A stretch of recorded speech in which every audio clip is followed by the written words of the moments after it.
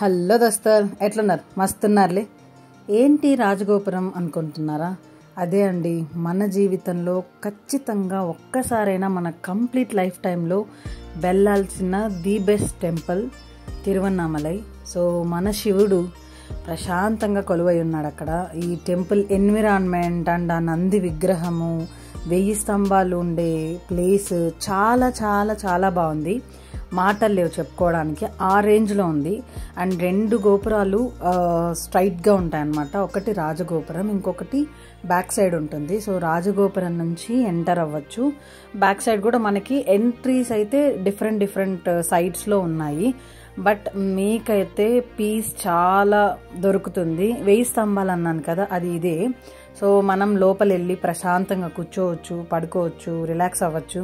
So ఇక్కడైతే స్పెసిఫిక్గా temple కానీ విగ్రహం కానీ అలా ఏం లేదు, జస్ట్ పోస్టర్ లాగా ఉందన్నమాట మన శివయ్యది.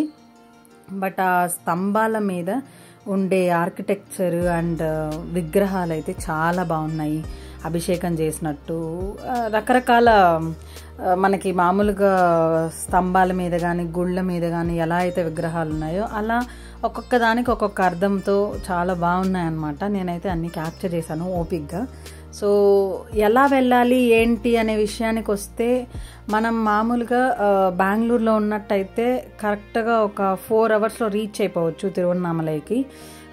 ఇక్కడ శాటిలైట్ బస్ స్టాప్ అని ఉంటుంది శాంతినగర్ దగ్గర. అక్కడికి వెళ్ళి అంటే టీఎన్ఎస్టీసీ కానీ కేఎస్ఆర్టీసీ బస్ కానీ మీరు బుక్ చేసుకోవచ్చు, డైరెక్ట్గా వెళ్ళిపోతారు అక్కడ నుంచి. అండ్ అంతేకాకుండా తిరుపతిలో ఉన్నట్టయితే ఇంకా ఈజీ, 3.5 అవర్స్లో రీచ్ అయిపోతారు. సో చిత్తూరులో ఉండే వాళ్ళకి కూడా చాలా ఈజీనే, కన్వీనియంట్. మీ ప్లేస్ని బట్టి అక్కడ నుంచి చూసుకోండి. మీరు ఏ ప్లేస్లో ఉన్నారు, మీకేమైనా డౌట్స్ ఉంటే కమెంట్ సెక్షన్లో మెన్షన్ చేయండి, నేను మీకు ప్లాన్ అయితే చెప్తాను. ఇంకా గుడి ఎక్స్పీరియన్స్ విషయానికి వస్తే చెప్తున్నాను కదా, చాలా peace of mind, positive vibes ఎట్టు చూసినా ఉంది. ఎందుకంటే సృష్టికారుడు ఆయన ఉండే టెంపుల్లో మనకి నెగిటివ్ వైబ్స్ వచ్చే ఛాన్స్ ఉందా? పోనీ ఆయన నెగిటివ్ వైబ్స్ని తెప్పిస్తాడా? లేదు కదా. అండ్ ఇక్కడ 1000 స్తంభాలు కూడా అన్నాను కదా, మీరు రిలాక్స్ అవ్వాలి, ప్రశాంతంగా ఫుడ్ తినాలి, లేదు ఇలా ఏవైనా మీకు అంటే కాలు నొప్పిగా ఉంది, కొంచెం రెస్ట్ తీసుకోవాలి అనుకుంటే మాత్రం చూసారా పెద్దవాళ్ళు కూడా వెళ్ళేసి వస్తున్నారు. 1000 స్తంభాలు కూడా అక్కడ ముందు పోస్ట్ చేసి ఉంటారు అనమాట, అంటే పేస్ట్ చేసి ఉంటారు. సో మీరు ఎంటర్ అయిపోయి ప్రశాంతంగా చూసుకోవచ్చు.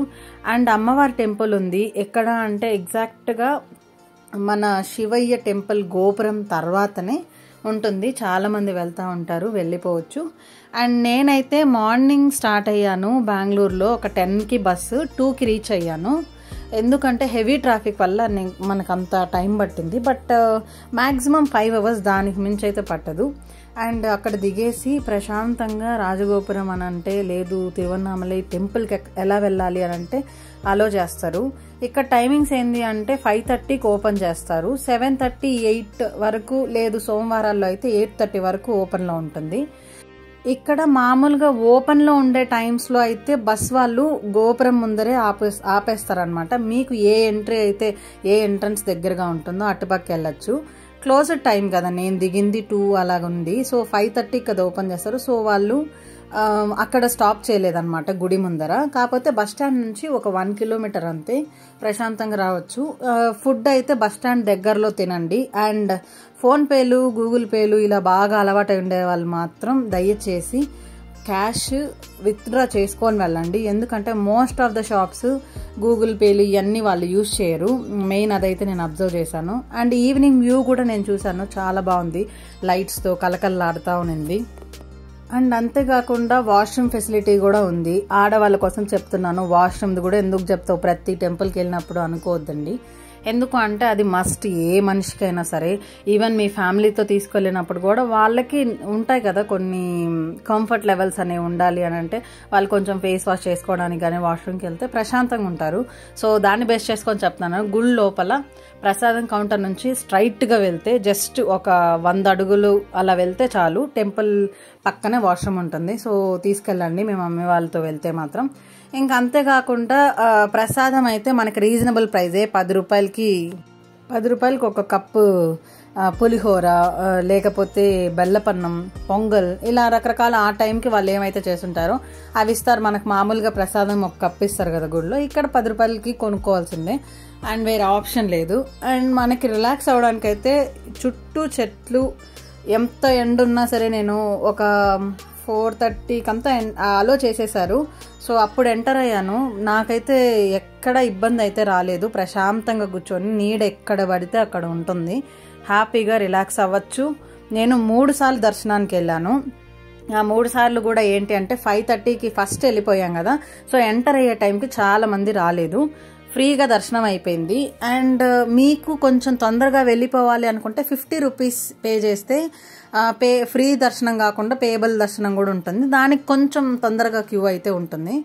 అండ్ అంతేకాకుండా మామూలుగా ఒక 6:30 పైన అంటే హారతులు, దేవుడికి నైవేద్యాలు ఇలా అంతా ఉంటాయి కదా, సో అప్పుడు కొంచెం లేట్ అవుతుంది, ఒక 40 మినిట్స్ అలా పడుతుంది. సో ఇలా 3 ఎక్స్పీరియన్స్ చేశాను.